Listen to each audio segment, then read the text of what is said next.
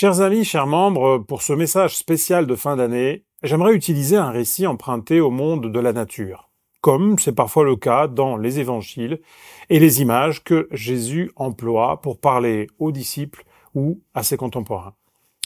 En effet, dans les années 75, il était décidé de réintroduire une petite meute de loups dans le parc national de Yellowstone aux États-Unis.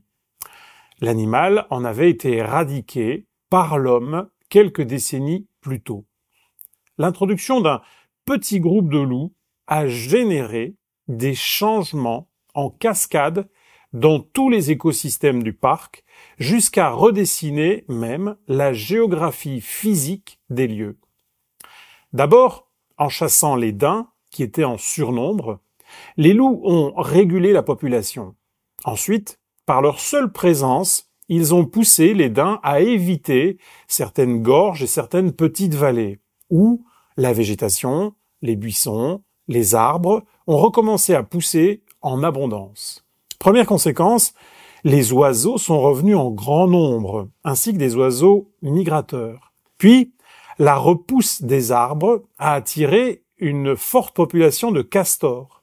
Ceux-ci, par la construction de barrages, sont de vrais ingénieurs de leur écosystème. Ces barrages ont fourni un habitat aux loutres, aux canards, aux rats musqués, mais aussi aux poissons et un grand nombre d'amphibiens.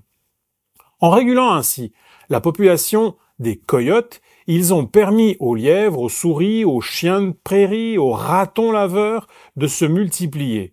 Et par conséquent, les renards, les aigles et autres oiseaux de proie sont revenus. L'abondance de toutes sortes de baies sur les buissons qui repoussaient a aussi permis à la population d'ours d'augmenter. À leur tour, eux aussi ont contribué à réguler le nombre de daims, mais aussi d'autres grands mammifères.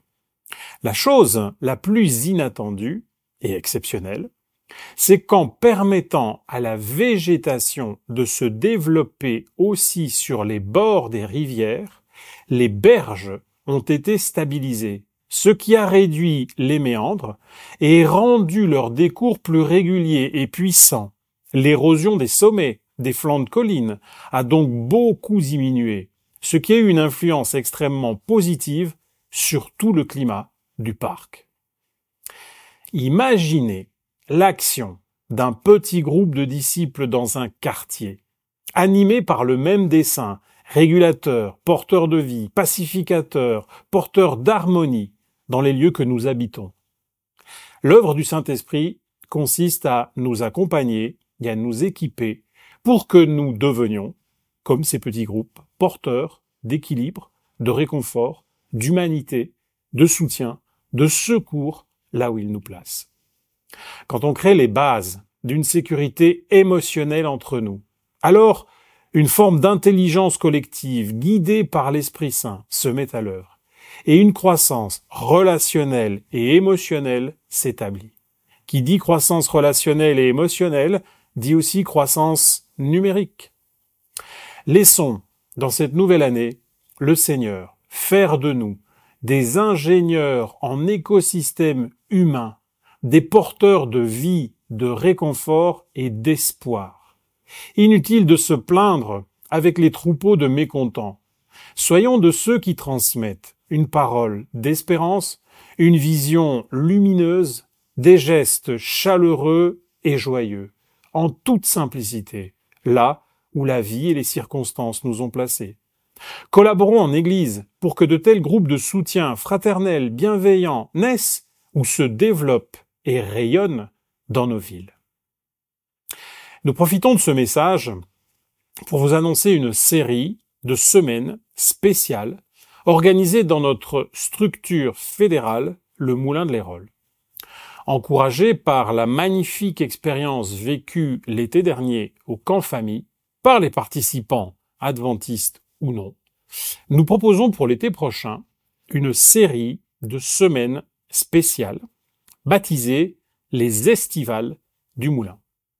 En effet, une série de 5 semaines vont se succéder à partir de début juillet pour permettre de se former, mais aussi de vivre une belle expérience de fraternité, Et cela dans un cadre magnifique, en pension complète. Le petit plus, un centre de santé avec une piscine agrémenteront votre séjour. Retrouvez toutes les informations sur le site de la fédération adventiste.ffs et réservez votre semaine parce que les places sont comptées. Je conclurai avec la parole prophétique et la promesse divine contenue dans le livre du chapitre 29 de Jérémie, texte choisi par la fédération pour ses vœux. « Car je connais les projets que j'ai formés sur vous, dit l'Éternel, projets de paix, afin de vous donner un avenir et de l'espérance. »